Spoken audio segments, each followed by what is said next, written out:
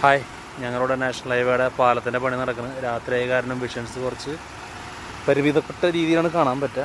ഇപ്പോൾ രാത്രി വീഡിയോ എടുക്കുന്നതിൻ്റെ കാരണം എന്താണെന്ന് വെച്ചാൽ ഇത് കോൺക്രീറ്റ് മെഷീൻ വെച്ചവരായിട്ട് കോൺക്രീറ്റ് ഇടിക്കുകയാണ്. സാധാരണ ജനറേറ്റർ വെച്ചിട്ട് ലൈറ്റ് കത്തിക്കുക.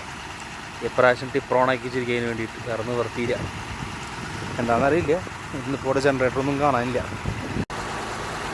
ഈ കോൺക്രീറ്റ് മെഷീൻ വെച്ചിട്ട് ഇവർ കോൺക്രീറ്റ് ഇടുന്നു, ഈ 2 പണിക്കാർ ലെവലാക്കുന്നു. കിടക്കുമ്പോൾ മറ്റേ 2 പേര് കയറി നിൽക്കും, ഒരാൾ കയറി നിൽക്കും, മറ്റേ എഞ്ചിനീയർ ആട്ടോ അവിടുത്തെ.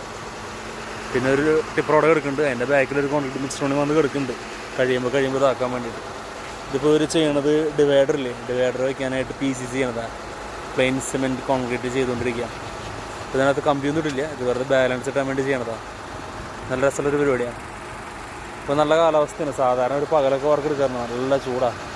പക്ഷേ ഈ ഒരു ഡിസംബർ മാസത്തിലൊക്കെ ജനുവരി മാസമൊക്കെ കുറച്ച് കുറവായിരുന്നു.